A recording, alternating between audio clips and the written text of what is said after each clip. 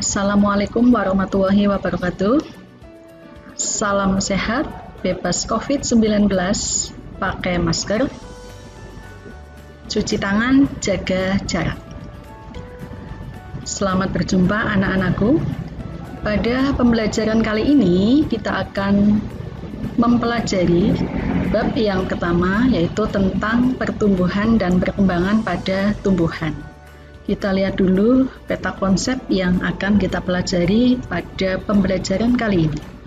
Pertumbuhan dan perkembangan pada tumbuhan, kita akan mempelajari tentang perkecambahan, di mana perkecambahan itu dibedakan menjadi dua, ada epikeal sama hipokeal. Kemudian pertumbuhan yang akan kita pelajari ada pertumbuhan primer dan pertumbuhan sekunder. Dan faktor-faktor yang mempengaruhi pertumbuhan meliputi faktor internal dan faktor eksternal.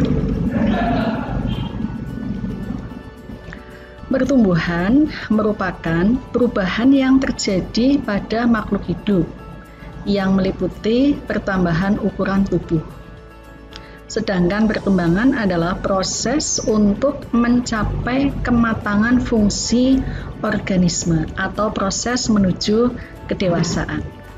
Supaya kita lebih mudah untuk memahami tentang pertumbuhan dan perkembangan, maka kita lihat pertumbuhan pada pohon mangga. Yang A adalah pohon mangga yang berumur 1 tahun. Dan yang B adalah pohon mangga yang berumur 5 tahun. Antara pohon mangga dengan yang berumur 1 tahun dengan 5 tahun bisa kita lihat perbandingannya. Yang berumur 1 tahun, jumlah daun masih lebih sedikit dibandingkan dengan jumlah daun pada pohon mangga yang berumur 5 tahun. Kemudian panjang batang, ini masih lebih pendek dibandingkan dengan yang berumur 5 tahun. Jumlah cabang juga masih lebih sedikit dibandingkan yang berumur 5 tahun. Nah, dengan demikian kita bisa melihat bahwa pohon mangga ini mengalami pertumbuhan. Jadi ada pertambahan ukuran. Karena pertumbuhan itu sifatnya adalah kuantitatif. Jadi bisa dinyatakan dengan angka. Misalnya jumlah daun 10, jumlah daun 100. Panjang batang 10 cm, panjang batang 50 cm, dan seterusnya. Itu yang kita sebut dengan pertumbuhan. Sedangkan perkembangan di sini kita bisa melihat, misalnya dari pohon mangga yang berumur 1 tahun dibandingkan yang berumur 5 tahun. Yang berumur 5 tahun ini kondisi batang lebih kokoh dibandingkan dengan yang berumur 1 tahun. Kemudian kalau kita perhatikan lebih lanjut, maka nanti akan muncul bunga, kemudian buah dan biji. Nah, berarti tumbuhan ini mengalami perkembangan. Ya, otomatis organ-organ tubuhnya sudah lebih dewasa, ya, sudah lebih matang. Itu antara pertumbuhan dengan perkembangan. Mudah-mudahan bisa dipahami. Kita lanjutkan lagi. Perkecambahan pada pertumbuhan diawali dengan perkecambahan. Bagian embrio atau lembaga pada tumbuhan yang utama adalah akar lembaga atau yang sering kita kenal dengan radikula.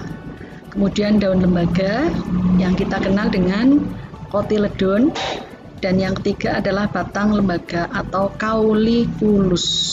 Nah, untuk batang lembaga itu sendiri dibedakan lagi, ada epikotil dengan hipokotil. Epi itu berarti permukaan atau atas. Jadi epikotil adalah ruas batang di atas daun lembaga.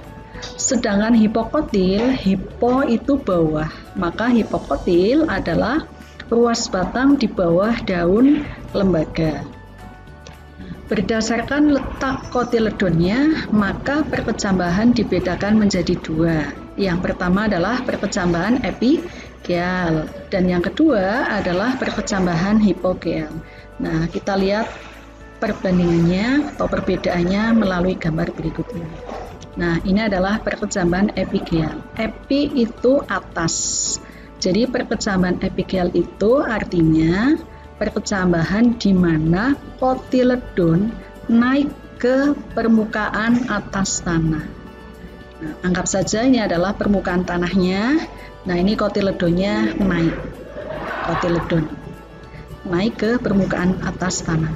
Mengapa hal ini bisa terjadi? Karena pemanjangan hipokotil, nah ini adalah hipokotil, ruas batang di bawah kotiledon. Pemanjangan hipokotil lebih cepat dibandingkan dengan epikotilnya. Nah, karena pemanjangannya lebih cepat, maka otomatis dia akan mendorong kotiledon untuk naik ke permukaan atas tanah. Nah, maka dengan demikian tipe perkecambahan seperti ini disebut dengan perkecambahan epigeal. Sedangkan perkecambahan hipogeal, hipo itu bawah, artinya perkecambahan di mana kotiledon tetap berada di bawah permukaan tanah. Ini adalah permukaan tanahnya dan ini adalah kotiledonnya. Mengapa ini bisa terjadi? Karena pemanjangan epikotil, ya, epi, ruas batang di atas kotiledon, ini lebih cepat. Karena pemanjangannya lebih cepat, maka kotiledon tetap berada di bawah tanah. Nah, inilah yang kita sebut dengan perkecambahan hipogeal. Selanjutnya kita akan mempelajari pertumbuhan primer dan sekunder. Untuk pertumbuhan primer itu terjadinya adalah di ujung akar, ujung batang. Mengapa? Karena pada ujung akar dan ujung batang itu ada jaringan meristem, yaitu jaringan muda yang masih aktif membelah. Sehingga karena aktif membelah, maka sel-selnya akan bertambah banyak dan bertambah panjang. Maka arah pertumbuhan primer itu adalah ke atas, menyebabkan tumbuhan bertambah tinggi, dan ke bawah menyebabkan akar bertambah panjang. Sedangkan pertumbuhan sekunder itu yang bekerja lebih utama adalah kambium. Kambium, kita bisa lihat posisi kambium. Kambium itu ke arah dalam akan membentuk xilem sekunder dan ke arah luar akan membentuk phloem sekunder. Sehingga semakin bertambah usianya, maka batang akan semakin bertambah ukurannya atau menjadi lebih besar. Dan arah pertumbuhan sekunder adalah ke samping, sehingga menyebabkan batang atau akar bertambah besar. Mudah-mudahan bisa dipahami. Kalau belum paham, ya silakan nanti bisa bertanya atau baca berulang-ulang, ya boleh bertanya pada guru atau teman-teman. Berikutnya adalah faktor-faktor yang mempengaruhi pertumbuhan dan perkembangan pada tumbuhan. Itu ada faktor internal atau faktor dalam yang sering kita sebut dengan hormon. Selain hormon juga ada gen, namun yang akan kita pelajari di sini adalah hormon. Kemudian faktor eksternal atau faktor yang berasal dari luar tumbuhan. Itu meliputi ada nutrisi, cahaya matahari, air dan kelembaban, suhu, dan tanah. Nah, kita lihat hormon pertumbuhan. Hormon pertumbuhan itu macamnya ada auksin. Auksin ini berperan penting dalam pemanjangan sel. Kemudian kerjanya dipengaruhi oleh cahaya matahari. Kemudian hormon gibrelin ini berperan dalam proses perkecambahan biji.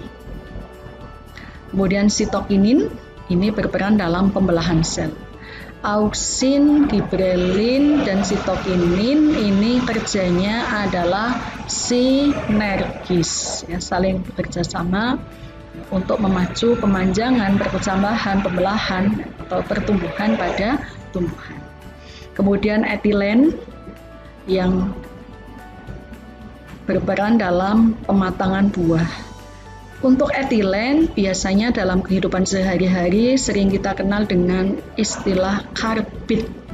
Nah, jadi kalau kita punya buah, dipetik sebelum matang, kemudian dikasih karbit atau etilen, ditutup, nah, maka buah itu akan matang secara bersama-sama.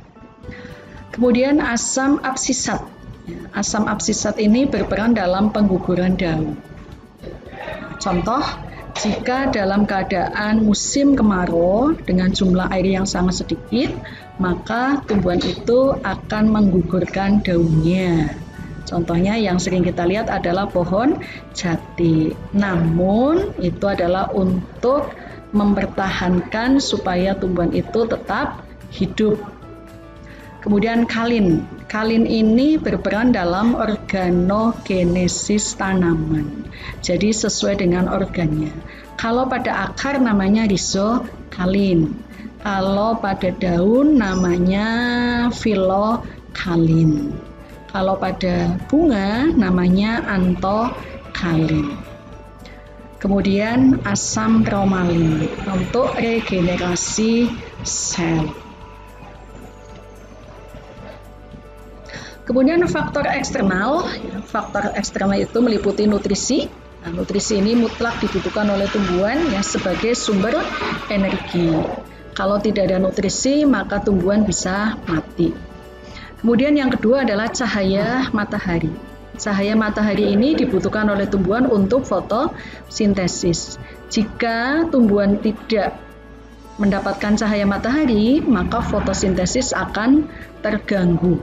Nah, dan tumbuhan itu akan mengalami klorosis atau akan mengalami etiolasi.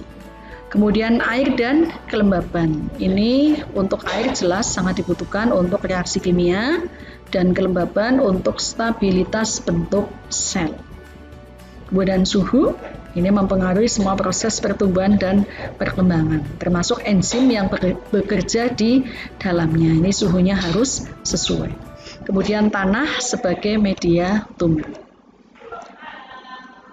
Nah, demikian yang bisa kita pelajari pada perjumpaan kali ini. Mudah-mudahan bisa dipahami. Jika belum, silakan bisa dipelajari berulang-ulang sampai paham benar. Demikian yang bisa Ibu sampaikan pada kesempatan kali ini. Kurang lebihnya mohon maaf apabila ada kekurangan. Assalamualaikum warahmatullahi wabarakatuh.